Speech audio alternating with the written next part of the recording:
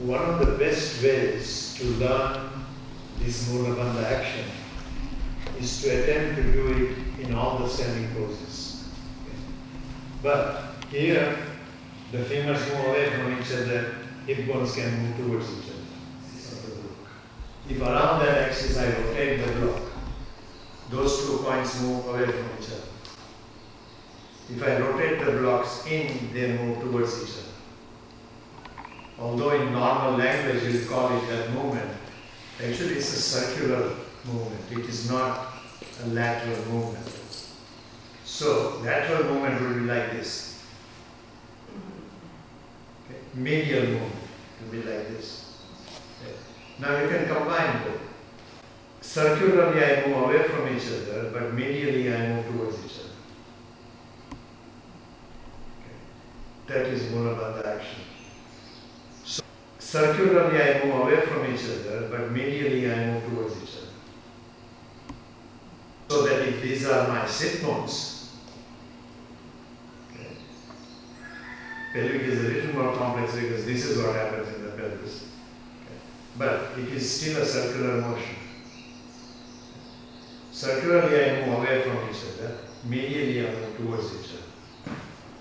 So if I sit in Dandasana, rotating the thighs in, untucking the pelvis is a circular movement. Circularly my sit bones are moving away from each other.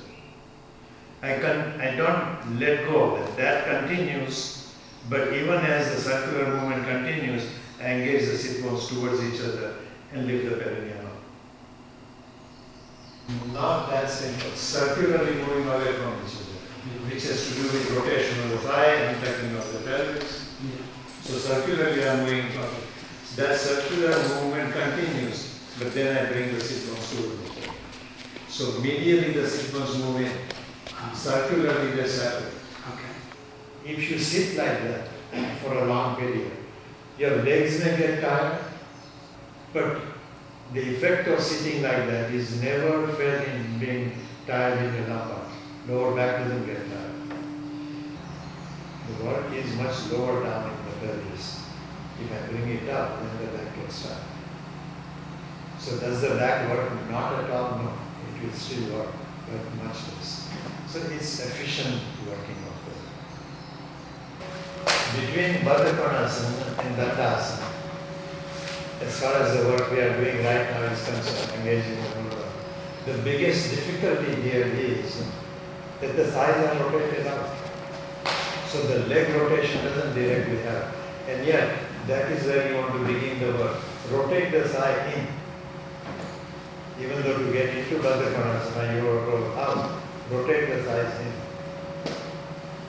If that is learned, then by rotating the thighs in, untucking the pelvis, I am still taking the sit bones circularly away from each other. But until the thighs rotate in, it will be difficult to do.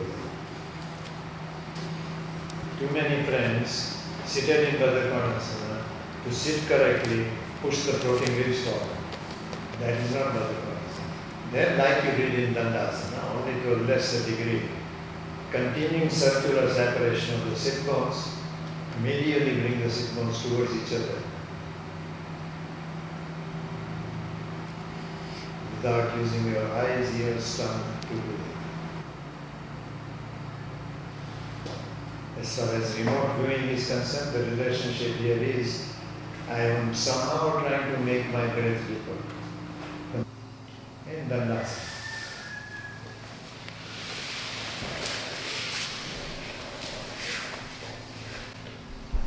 One of the best ways to learn this Mula Bandha action is to attempt to do it in all the standing poses. Okay. But here, the femurs move away from each other, hip bones can move towards each other. In standing poses, that is not very clear, so come and watch what it means in standing poses to move the femurs away from each other. And guess what? We pick on our favorite hand. Here, the words are often used, femurs away from each other, hip bone towards each other. What does it mean? On this leg, femurs away from each other is as though her legs are like this. So femur away from each other. For this leg means the femur goes that way. On the back leg, femurs away from each other would mean femur goes this way. So the top femur here is moved this way, here is moved up. It's not a motion, it's an action, otherwise you distort the body. Do you understand it? This femur sits near the outside of the wall here. This femur sits near the outside of the wall here. Because the legs are rotated out, that's the way to do it. And you want to do second side?